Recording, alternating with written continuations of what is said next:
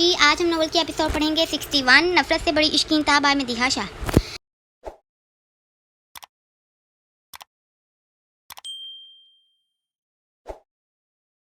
जी, आज हम नॉवल की एपिसोड पढ़ेंगे 61 नफरत से बड़ी इश्क की इंतहा बाय मदीहा शाह। फैसल शाह, मैंने बोल दिया है ना, आज के बाद तफैल शाह का नाम यहाँ नहीं लिया जाएगा। इसने जो कुछ किया बिल्कुल भी अच्छा नहीं किया। सुल्तान भाई साहब ने जो फैसला किया है हमें मंजूर है। मैं कभी भी बर्दाश्त नहीं करूँगा कि कोई ऐसे हमारे दुश्मनों से हाथ मिला ले और हम मुँह उठाकर तमाशा देखते रहें।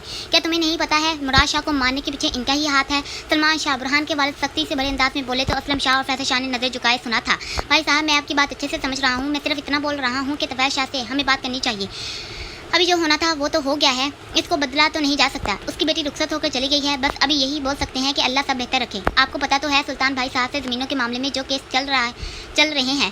फैसल शाह, अच्छा हुआ जो तुमने खुद ही ये बात शुरू कर दी, नहीं तो मैं करने वाला था। जो भी केस हमारे चल रहे हैं हम वो ख़त्म करना चाहते हैं। अदालत से केस वापस ले लो, हमें कोई ज़मीन का हिसाब किताब नहीं करना। सलमान शाह ने दो टोक बोला तो डाइनिंग टेबल पर बैठे और नफूस ने हैरानगी से इनकी तरफ देखा था। अस्मा और हमीदा खुश हुई थी। भाई साहब, आप ये क्या बोल रहे हैं? असलम शाह का हैरानगी से मुंह खुला था।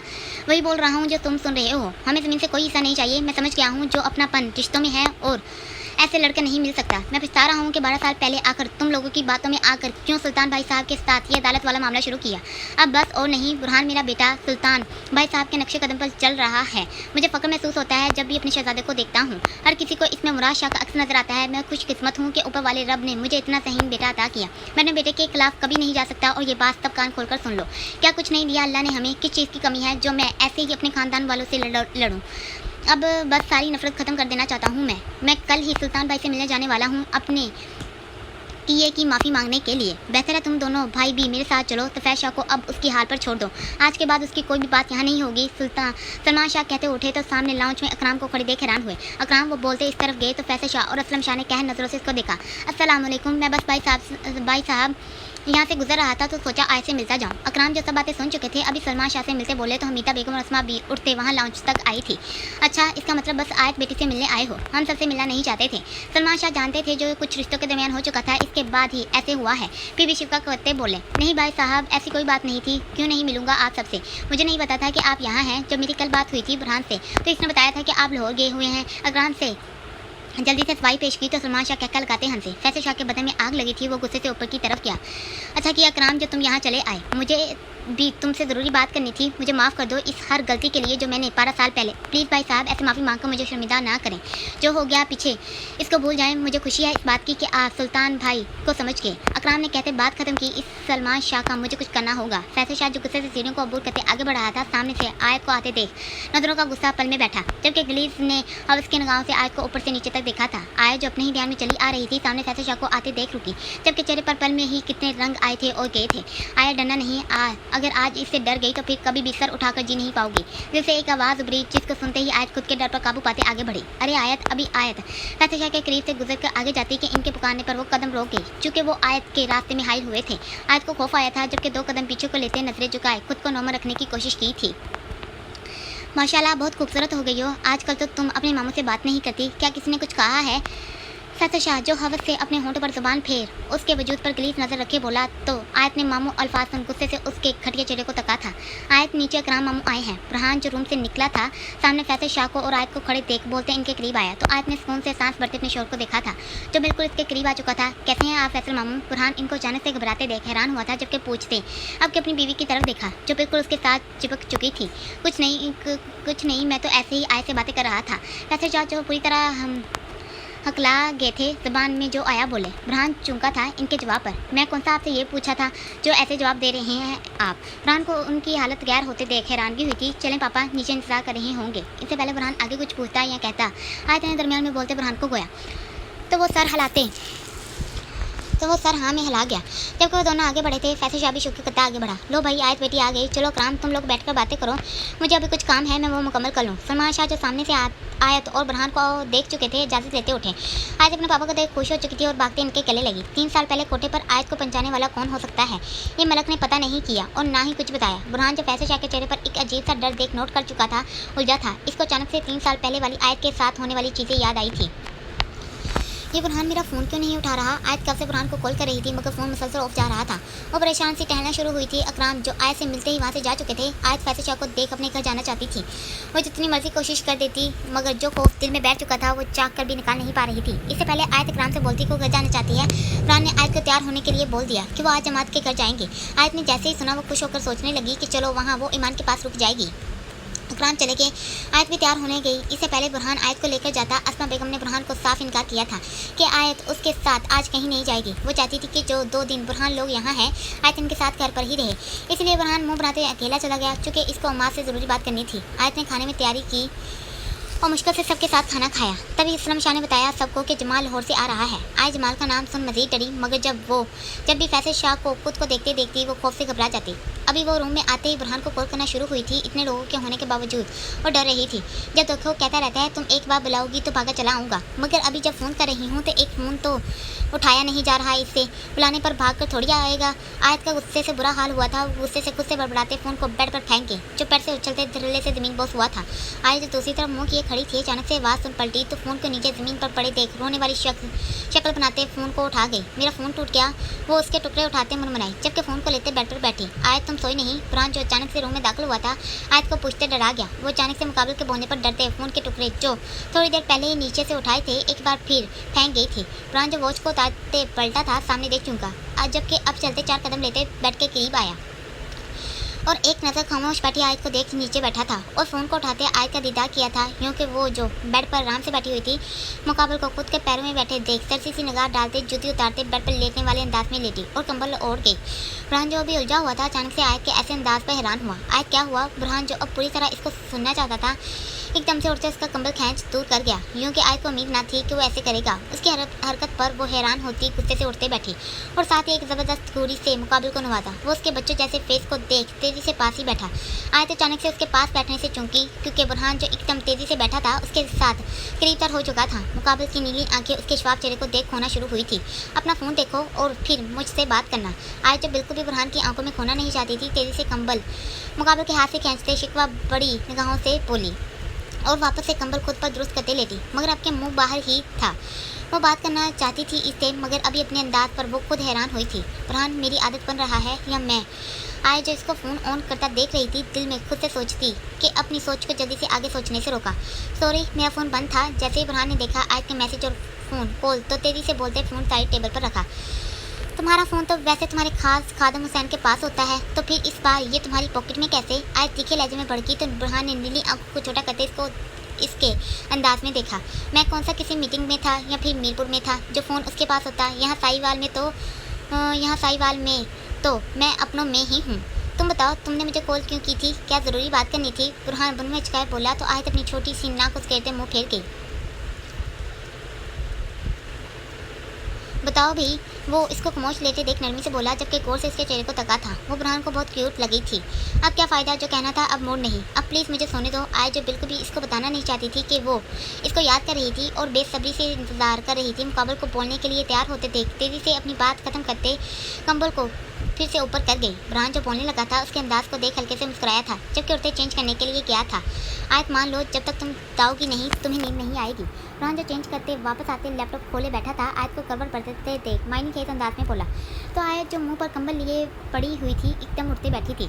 तुम्हारी वजह से मेरा फ़ोन टूट गया। मुझे कल तक मेरा फ़ोन ठीक चाहिए नहीं तो मिस्टर बुरहान शाह आपके फ़ोन की खैर नहीं। बुरहान जो इसको ही देख रहा था इसके स्पार्ट अंदाज को देख चुका। फ़ोन मेरी वजह से कैसे टूट गया। वो शाने चुकाए बोला तो आयत ने खोगे से देखा जैसे कह रही हो अभी भी बात समझ नहीं आई तुम्हें।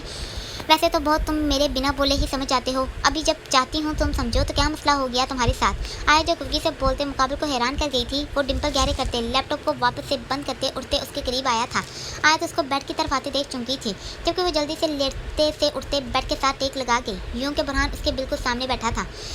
तो इसका मतलब है मिसेस बुरहान आप चाहती हैं कि मैं आपके बिना कहे ही समझ जाऊँ। बुरहान जो उसके नज़दीक ही विराजमान हुआ था धीरे से बोलते इस्तफतार किया तो उसके बाएं बाजू को अपने गिर्द हफ्तार बनाए देख सर हिला गई।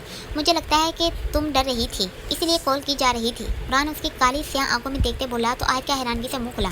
तुम्हें कैसे पता। आयत की ज़बान से तेज़ी से फिसला तो मुकाबले के चेहरे पर दिल पर मुस्कुराहट ने अहाता किया। शायद तुम भूल गई हो मैं शुरू से ही तुम्हें समझता हूँ। अब तो कोई शक नहीं है ना। बुरहान थोड़ा सा आगे हुआ तो आयत मथी सी होती उसको देख गई। तुम्हें ऐसे क्यों लगा कि मैं बस तुम्हें डरने की वजह से फ़ोन कर सकती हूँ? कोई और भी तो वजह हो सकती है। आयत बुनवे हिचकाए बोली तो बुरहान उसके अंदाज को देख सोचने वाले अंदाज में उंगली अपने डिंपल पर रख गया। कर सकती थी याद अगर कुछ बुरा हुआ होता या कोई घर में परेशानी हुई होती, मगर फिलहाल तुमने सिर्फ डर की वजह से याद किया, क्योंकि मुझे पता है कि अभी वो वक्त नहीं आया जब तुम मुझे मिस करते कॉल करती। बुरहान साफ अल्फाज में गोया तो आयत ने नज़र इधर उधर घुमाई। और ये वक्त आएगा भी नहीं, वो तेज़ी से बोली तो बुरहान ने हल्के से मुस्कुराया। आएगा एक दिन मिसेस बुरहान शाह। बुरहान भी अपने नाम का एक ही था। ये कहते उठा तो आयत ने मसनूई हैरानगी से देखा और वापस से लेटी। आप ही खुदा का वास्ता है खाना दे दो। अब क्या मुझे भूखा ही मारने का इरादा है? अध्यान जब स्कूल से वापस आते ही टेबल पर विराजमान हो चुका था। मसलसल टेबल पर हाथ से ढोल बजाते गोया। अध्यान आयत का छोटा भाई क्या शोर मचाया हुआ है? मान जो लाउंज में बैठा लैपटॉप पर काम कर रहा था वो से चलते अध्यान तक आया तो जल्दी से अलर्ट होते बैठा। वो भाई भाभी को कब से खाना है क्या बोल रहा हूँ, मगर वो मुझ मासूम को देख तरस ही नहीं खा रही। अध्यान किचन की तरफ नजरें किए बोला तो माँ ने ससी से निगाह डाले उसको देख किचन की तरफ देखा था जहाँ से ईरम ट्रे लिए आई थी। मुस्कुराते अपने शो को देखा तो मान ने भी मुस्कुराते अपनी बीवी को स्माइल पास की। अध्यान जो मुंह खुले दोनों की तरफ जो निगाहों से देख रहा था हैरान हुआ था। ये तुम्हारे लिए नहीं। इससे पहले वो ट्रे से खाने के लिए बिरयानी की प्लेट उठाता इरम तेजी से कहते ट्रे मान के सामने कर गई। शुक्रिया। मान धीरे से बोलते प्लेट लेते वहाँ से गया तो ध्यान ने खा जाने वाली नजरों से इरम को पूरा था जो अभी भी मुस्कुराई जा रही थी। साथ में शर्माने वाला काम अलग से चले गए हैं आपके मियाँ साहब। अब अगर इनको नज़र भर कर देख लिया हो तो मुझ मासूम देवर पर भी नज़र डाल लो भाभी। अध्यान अपने तान चबाते भाभी को लंबा करते बोला तो इरम ने मसनूई तीखे अंदाज में इसको घूरा। लाती हूँ तुम्हारे लिए खाना, थोड़ा सा सबर नहीं कर सकते? और हाँ, अभी जो ऐसे बकवास की ना फिर कभी की तो तुम्हारे भाई को बता दूंगी। ओ मैडम अपनी धमकी अपने पास रखो, किसी और को देना। और अभी मुझे तुम्हारे हाथ से खाना नहीं चाहिए। शुक्रिया मामा। अध्यान जो टेबल से उठ खड़ा हुआ था ऊंची आवाज़ में शबाना बेगम को पुकारते इरम को हैरान कर गया। वो मुंह खोले इसको देख रही थी। क्या मुसीबत पड़ गई अध्यान? शबाना बेगम जो जोर की नमाज पढ़ अभी दुआ के लिए हाथ उठाई बैठी थी गुस्से से अध्यान के पास आते रुकी थी। मामा मुझे भूख लगी है और मुझे सिर्फ रोटी खानी है, ना कि बिरयानी। जल्दी से खाना दें। अध्यान जो वापस से बैठा था इरम ने सदमे से इसको देखा था। इरम बेटा जाओ आटा निकालो, मैं आती हूँ। ममानी जान मैं बना देती हूँ। आप नहीं, मुझे मामा के हाथ का पराठा खाना है। अध्यान पार से बोला तो शबाना बेगम इसको देखते किचन की तरफ गई थी। ऐसे क्यों किया? इरम अपनी कमर पर हाथ रखे इसके करीब हुई थी। तुमसे मतलब मेरी मर्जी। वैसे भी अब से मैं सिर्फ अपने मामा के हाथ का ही खाना खाऊंगा। तुम भाभी जब से बनी हो तब से ज़्यादा ही मुझे इग्नोर करने लगी हो। अब मुझे तुम्हारे साथ कोई दोस्ती नहीं रखनी। अध्यान दो टोक बोला तो इरम की हंसी निकली। अच्छा तो तुम्हें बुरा लगा कि मैंने पहले मान को बिरयानी की प्लेट दे दी? इरम की हंसी जैसे बड़ी थी वो क्या क्या लगाते हंसी थी। क्या ध्यान तुम बिना वो इसको वैसे ही छोड़ते किचन में गई तो ध्यान उसकी तरफ मुंह बिगाड़ते वापस से मुस्कुराया था। बुरहान कहाँ थे बेटा? मीता बेगम जो अस्मा बेगम के साथ बैठी चाय से लुफ्तंदोज़ हो रही थी बुरहान को घर में दाखिल होते देख पूछ गई। मैंने कहाँ जाना था मामा? यही था। ये बताएं आयत कहाँ है? बुरहान कहाँ थे बेटा? मीता बेगम जो अस्मा बेगम के साथ बैठी चाय से लुत्फानंदोज़ हो रही थी बुरहान को घर में दाखिल होते देख पूछ गई। मैंने कहाँ जाना था मामा? यही था। ये बताएं आयत कहाँ है? बुरहान ने बताते जल्दी से पूछा तो अस्मा बेगम मुस्कुराई। वो किचन में है, अपने हाथों से खाना बना रही है। वो खुशी से बोली तो बुरहान लम्बे ढक पड़ते किचन में दाखिल हुआ। आयत यहाँ क्या कर रही हो? बुरहान उसको चूल्हे के पास खड़े थे थोड़े कुबकी बड़े अंदाज में बोला तो आयत ने नाच करी। ये सब छोड़ो मेरे साथ चलो। बुरहान इसको वैसे ही खड़े थे तेजी से हाथ पकड़ते किचन से बाहर आया। बुरहान ये क्या? आयत शौक हुई थी जबकि बाहर अस्मा बेगम और मीता को देख वो पानी पानी हुई जबकि वो दोनों दिल से खुश हुई थी। बुरहान सब देख रहे हैं, मेरा हाथ छोड़, जो बोलना है यहाँ ही बोलो। आयत इसको सीढ़ियों की तरफ बढ़ते देख हैरान हुई थी। जिसको देखना है आंखें फाड़ कर देखें, मैं कौन सा कुछ गलत कर रहा हूँ? चलो लॉन में बात करते हैं। आयत इसको ऊपर की तरफ जाने से रोकते मुकाबल के हाथ पर अपने हाथ से दबाव दे गई तो वो मुस्कुराते लॉन की तरफ रवाना हुआ।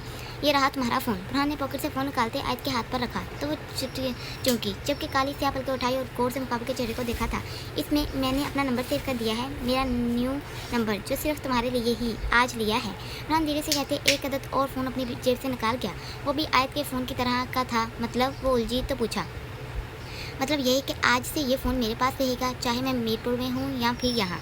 इस फ़ोन में सिर्फ तुम्हारा नंबर रहेगा और ये फ़ोन मेरे दिल के पास यहाँ। बुरहान बोलते फ़ोन को अपने अस्कर की ऊपर वाली जेब में डाल गया ताकि जब तुम अगली बार डरो तो मैं जल्दी से तुम्हारे पास पहुँच सकूँ। वो बेनियाजी से बोलते अब के अपने बालों में हाथ फेर गया, साथ ही इसको हैरान कर गया था। वो हल्के से मुकाबले की बात पर मुस्कुराई जिससे डिम्पल नुमाया हुए। मैं कोई डरती वरती नहीं और वैसे भी ज़्यादा बनो मत, तुम भी डरते हो मुझे पता है। आज दिल से खुश हुई थी बुरहान के दिल में अपना एक अलग मुकाम देख। वो खुश थी कि इसने एक नया फ़ोन अपने पास रखा। अब शरारत से बोलते मुकाबल के कान खड़े किए। मैं किसी से नहीं डरता आयत, सिर्फ ऊपर वाले के अलावा, और मुझे लगता है हर इंसान को ऐसे ही होना चाहिए। ठीक कहा। आयत ने सच्ची सी हाँ मिलाई थी। बुरहान मक्खी। आयत एकदम से चीखी तो बुरहान उसके अंदाज पर उछला जिससे आयत के चेहरे पर दिलफरेब मुस्कुराहट फैली। देखा बच्चों डर गए। आज भी बुरहान शाह मक्खी से डर गया। वो कहका लगाते इसको हैरान कर गई थी। बुरहान जानता था जो ये कर सकती है वो कोई नहीं कर सकता। आयत मैं छोड़ूंगा नहीं। बुरहान उसकी तरफ लपका तो वो तेजी से भागते टेबल के दूसरी तरफ गई। दोनों जिंदगी से भरपूर मुस्कुराए थे। तभी जमाल शाह की आग से भरी निगाहें नजरें इन पर पड़ी थी। आयत जो अभी बुरहान वाली साइड पर आई थी सामने जमाल शाह को देख ठिठकी, जबकि बुरहान जो अभी इसके पास आ चुका था इसको बर्फ की तरह जमे देख नजरें इसी तरफ मकूस कर गया जिस तरफ आयत देख रही थी। अचानक से मुकाबल की हंसी गायब हुई थी, माथे पर बल पड़े थे, चेहरा स्पाट हुआ था जैसे जमाल शाह को देख उसका मजा खराब हुआ था।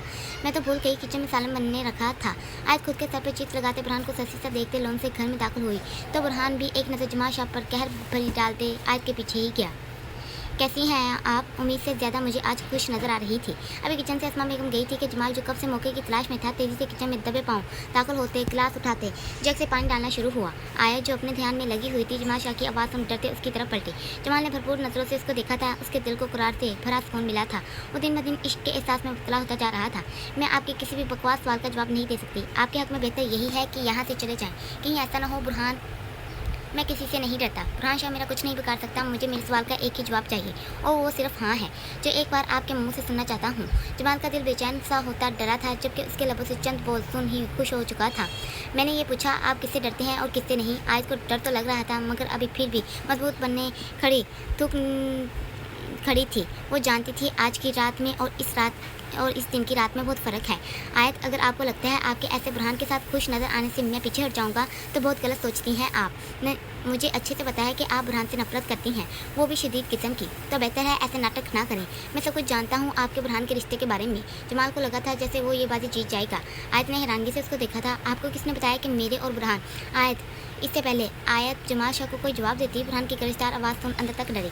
डर इतना था कि हाथ में मौजूद मग भी गिरते ज़मीन बॉस हुआ। साथ ही चाय के छींटे 4 सौ फैले। कब से तुम्हारा इंतजार कर रहा हूँ और तुम यहाँ आराम से खड़ी बातों में मसरूफ़ हो। बुरहान जो गुस्से से जमाल के सुकून भरे चेहरे को देख भड़क रहा था रौबदार आवाज़ में रियाज करते आयत के करीब आया था। मैं कॉफ़ी रहने दो, मुझे अब कुछ नहीं पीना। बुरहान एकदम से उसका हाथ मजबूती से पकड़ते किचन से बाहर की तरफ निकला। क्या बोल रहा था वो? बुरहान जो रूम में आते ही आयत का हाथ एकदम बेदर्दी से छोड़ते उसको अपने सामने करते छोड़ गया था। धारते चबाते इस्तफसार किया। आयत जिसके हाथ में दर्द शुरू हो चुकी थी बेयकीनी से बुरहान को देखते अपने नाजुक हाथ को देखा था। पल में ही वो संगदिल बना था। आयत उसकी आंखों में शोलों की भड़कती चिंगारियां अच्छे से देख नोट कर गई थी। कुछ भी नहीं, वो तो वहाँ पानी पीने आया था। आयत जो जानती थी कि अगर वो अभी बुरहान को कुछ बताएगी तो लड़ाई हो जाएगी। अपने दर्द को भूले नजर चुराते आराम से जवाब पास करते बेड की तरफ गई। तुम्हें मैं शक्ल से बेवकूफ़ नजर आता हूँ? अभी वो बेड पर बैठी के मुकाबले नहीं गुस्से से दबी आवाज़ में धारते उसको अपने करीब किया। और ये तुम ऐसे नज़र क्यों चुरा रही हो? बुरहान की नीली आंखों में वहशत से भरी थी।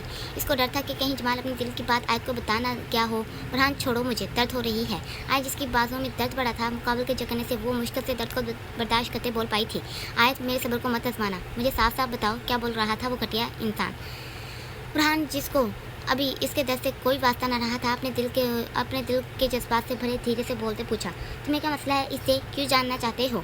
आज जो जानती थी कि वो किस वजह से पूछ रहा है अभी बुरहान की हद देखने और ये कि क्या वो खुद से कुछ बताता है। मुकाबले के सवाल को रद्द करते अपना सवाल रख के मैंने ये नहीं कहा कि तुम मुझसे सवाल करो, मुझे अपने सवाल का जवाब चाहिए बस। बुरहान जो अपना कंट्रोल खोना नहीं चाहता था गुस्से से उसके बाजू में अपने हाथों से दबाव डालते उसकी तकलीफ में मजीद इजाफा कर गया। मैंने कहा तो है कि वो वहाँ बस पानी पीने आया था और हाल चाल पूछ रहा था। आज जो जानती थी बात आगे बढ़ जाएगी पहली बार वो झुक कर बात को ख़त्म करना चाहती थी। मैं कैसे यकीन करूं कि तुम अभी सच बोल रही हो जबकि मेरा दिल कह रहा है कि बात कुछ और है। बुरहान को आयत का नजरें चुकाना शक में डाल रहा था। तुम मुझ पर शक कर रहे हो? आयत की बेयकीनी से आंखें फैली थी। वो पल में रोने जैसी हुई थी।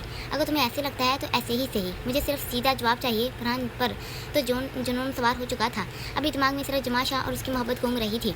ठीक है, अगर तुम्हें मुझ पर यकीन नहीं तो ऐसे ही ठीक है, मुझे भी तुम्हें किसी भी चीज़ की कोई सफाई नहीं देनी। आयत भी बोलते स्पार्ट हुई थी जबकि उसकी ऐसी बातों से मुकाबला का पारा हाई हुआ था। क्या मतलब है कि तुम सफाई नहीं दोगी? बुरहान को इनकार करना बिल्कुल भी अच्छा नहीं लगा था। तुम जैसे शकी इंसान को मैं कोई सफाई नहीं दे सकती। मुझे तो अभी तक यकीन नहीं आ रहा कि तुम मुझ पर शक कर रहे हो। आयत की आंखों में आंसू परवान चढ़े थे। देखो, तुम्हें भी यकीन नहीं आ रहा ना कि मैं तुम पर शक कर रहा हूँ? ऐसे मुझे भी तुम्हारी बातों से सुकून नहीं मिल रहा। मुझे ऐसे लगता है जैसे तुम कुछ बहुत बड़ा छुपा रही हो। बुरहान ने धीमे लहजे में कहते उसकी आंखों में देखा तो आयत ने जल्दी से नजरें फेरी। छोड़ो मुझे। आयत ने जैसे ही देखा बुरहान की गिरफ्त ढीली पड़ी, खुद को छुड़वाते 2 कदम लेते दूर हुई। मुझे तुमसे इस बात पर मजीद कोई बहस नहीं करनी। वो द्रोक बोलते हुए वॉशरूम की तरफ जाने के लिए मुड़ी। इससे पहले वो आगे कोई कदम उठाती बुरहान तेजी से उसके रास्ते में हाइल हुआ। आयत, मुझे अभी तक मेरी बात को सही जवाब नहीं मिला। बुरहान ने अपने नॉर्मल अंदाज अपनाया। कितनी बार बोलूं कि वो कुछ नहीं बोल रहा था। अब की आयत दबी आवाज़ में चीखी, आवाज़ नीचे। इससे पहले आयत आगे कुछ बोलती, बुरहान ने बाजू से इसको जकड़ते छिपाते गोया। वो सहमी थी, पल के लिए डरी थी। उसकी आंखों से आग की चिंगारियां निकलते वो देख सकती थी। तुम क्यों इसको इतना डिफेंड कर रही हो? तुम्हें enough mister Burhan Shah, enough, बहुत हो गया। आयत एकदम से उसकी बातों को झटकते बढ़ गई। तुम क्या समझते हो खुद को? बात को कहाँ से कहाँ ले जा रहे हो? जब बोल रही हूँ तुम्हें एक बार कहे, समझ नहीं आता? वैसे भी ये मेरी लाइफ है, मैं जिससे मर्जी बात करूँ, तुम्हें इससे क्या? मैं तुम्हारा शोहर हूँ। इससे पहले आयत को और बोलती वो भी बढ़ गई। शोहर हो तो शोहर ही रहो, मेरा बहुत मत बनो। जब देखो टोकते ही रहते हो। मुझे लगता है तुम्हें एक बीवी की नहीं गुलाम की ज़रूरत थी, जो तुम्हारे इशारों पर नाचते। जब तुम कहते बैठ जाती, जब तुम बोलते तब वो खाते। सॉरी से टू यू, मैं और ये सब बर्दाश्त नहीं कर सकती। आयत के सब्र का पैमाना लबरेज हुआ था। आयत तुम ज़्यादा बोल रही हो। बुरहान का गुस्सा मजीद बढ़ा। मैं ज़्यादा बोल रही हूँ? आयत ने हैरानगी से देखते उंगली अपनी तरफ की। कब से बोल रही हूँ तुम्हें, मगर तुम्हारी सुई एक ही बात पर अड़ी हुई है कि मैं कुछ छुपा रही हूँ। मेरे कान पक चुके हैं तुम्हारी बकवास बातों से। आयत ने चुपाते गुस्से से मुकाबले की तरफ घूरा। ठीक है, मत बताओ मुझे कुछ, मैं खुद पता कर लूँगा। और अपना सामान बांध लो, हम कल सुबह ही वापस मीरपुर जा रहे हैं। मुझे नहीं जाना अभी, और वैसे भी मुझे लाहौर जाना है। मत भूलो कि तुम्हारी हिम्मत कैसे इनकार की। वो दोनों के दरमियान का फासला मिटा चुका था और सामने मुझे उस नाजुक सी लड़की को दबोच चुका था। वो दर्द से कराई थी, मगर यहाँ कैसे किसे फिक्र थी? मुझे कुछ भी नहीं सुनना। बुरहान आयत की आंखों में आंसू भरे देख एक झटके से इसको छोड़ गया। मैंने कहा ना, मुझे अब तुम्हारे साथ कभी भी वहाँ वापस नहीं जाना। जो करना है करो, मैं तुम्हारे साथ अब मीरपुर नहीं जाऊंगी। आयत बहते आंसू से बोली तो बुरहान की पेशानी पर लातादात बल पड़े। आयत मेरे सब्र को मत आजमाओ, बुरहान सख्त करते गोया। अभी भी कोई कसर बाकी रहती है, इतना कुछ तो कर और बोल चुके हो। आयत हैरत से भरे लहजे में बोली तो बुरहान जो कंट्रोल किए खड़ा था एक बार फिर से इसको जकड़ चुका था। आयत तुम ऐसे क्यों करती हो? क्यों तुम्हें मेरी बात हर बार में कहीं समझ नहीं आती? मैं जितनी कोशिश करता हूँ हमारे दरमियान सब कुछ ठीक हो जाए, तुम इतनी ही हमारे दरमियान सब कुछ उलझा देती हो। बुरहान को आयत का ऐसे बार बार इसको नीचे दिखाना दर्द दे रहा था। वो डर रहा था कहीं आयत जमाल को ना चुन ले। बुरहान, जो हमारे दरमियान नफरत है ना, वो कभी ख़त्म नहीं होगी। मुझे नहीं लगता कि तुम कभी मेरे दिल में जगह बना सकते हो। आयत कब से बोली तो बुरहान ने अब के आयत को झटका देते खुद के बेहद करीब किया। नहीं आयत, एक दिन आएगा जब नफरत से बड़ी इश्क की इंतहा होगी, वो भी हमारे दरमियान। एक दिन, सिर्फ एक दिन। वो नीली नशीली आंखें उसकी काली स्याह आंखों में डाले बोला, तुम्हें नहीं जाना तो मत जाओ मेरे साथ। अब मैं भी तुम्हें तभी अपने साथ लेकर जाऊंगा जब तुम चाहोगी। वो अपनी बात खत्म करते उसको एक झटके से दूर कर गया और बिना इसको बोलने का मौका दिए वो लंबे टक पड़ते वहाँ से गया। आज जो दर्द से तकलीफ में मुब्तला हुई थी, अपनी किस्मत पर रोते बेड पर बैठी। इसको कुछ भी समझ नहीं आया था अभी क्यों लड़ाई हुई थी दोनों के दरमियान। जारी है।